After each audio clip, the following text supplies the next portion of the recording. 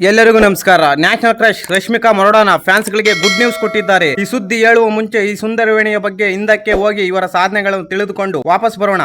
ಕರ್ನಾಟಕದಲ್ಲಿ ಹುಟ್ಟಿ ಕನ್ನಡ ಅನ್ನ ತಿಂದು ಕನ್ನಡದಲ್ಲೇ ಬೆಳೆದು ಕನ್ನಡ ಅವಕಾಶ ಪಡೆದು ಚಿತ್ರಕ್ಕೆ ಶಂಭು ಕೊಟ್ಟು ತೆಲುಗು ಸಿನಿರಂಗಕ್ಕೆ ಹೋಗಿ ಗೀತಾ ಗೋವಿಂದಮಲ್ಲಿ ವಿಜಯ್ ದೇವರಕೊಂಡಗೆ ಲಿಪ್ ಲಾಕ್ ಹಾಕಿ ಮಾಲ್ಡೀವ್ಸ್ ಹೋಗಿ ಮಜಾ ಮಾಡಿ ಏರ್ಪೋರ್ಟ್ ಅಲ್ಲಿ ಎಗರಾಡಿ ಹಿಂದಿಗೆ ಜಂಪ್ ಆಗಿ ಅನ್ಮಲ್ ಜೊತೆ ಅಡ್ಡಾಡಿ ನನಗೆ ದೇವರಾಣೆ ಕನ್ನಡ ಗೊತ್ತಿಲ್ಲ ಎನ್ನುವ ರಶ್ಮಿಕಾ ಮರೋಡಾನ ಅವರು ತಮ್ಮ ಫ್ಯಾನ್ಸ್ ಗಳಿಗೆ ಸಿಹಿ ಸುದ್ದಿ ಕೊಟ್ಟಿದ್ದಾರೆ.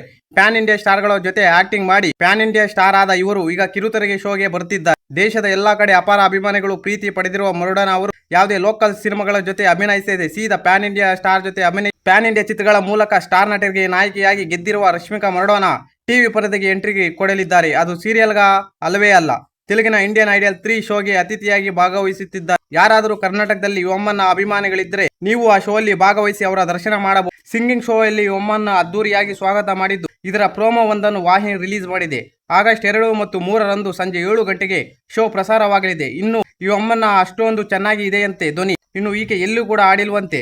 ಈ ಶೋಗ್ ಬಂದ್ಮೇಲೆ ಅಭಿಮಾನಿಗಳಿಗೋಸ್ಕರ ಆಡ್ತಾರಂತೆ. ಅಂದಾಗೆ ಈಕೆಯ ತೆಕ್ಕೆಯಲ್ಲಿ Pushpa 2, Animal 2, Rainbow, Chhaava, Kubera, Sikandar, The Girlfriend ಸೇರಿದಂತೆ ಹಲವು ಸಿನಿಮಾಗಳು ರಶ್ಮಿಕಾ ಮರೋಡಾನ ಕೈಯಲ್ಲಿ ಇವೆ.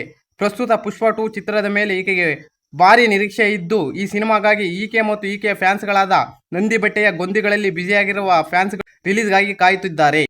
ಈ ಮಾಹಿತಿ ನಿಮಗೆ ಇಷ್ಟವಾಗಿದ್ದರೆ ಶಿವರಾಜ್ ಇನ್ಫೋ ಯೂಟ್ಯೂಬ್ ಚಾನಲ್ ಅನ್ನು ಸಬ್ಸ್ಕ್ರೈಬ್ ಮಾಡಿ, ಸಪೋರ್ಟ್ ಮಾಡಿ. Thank you for watching. ಧನ್ಯವಾದಗಳು.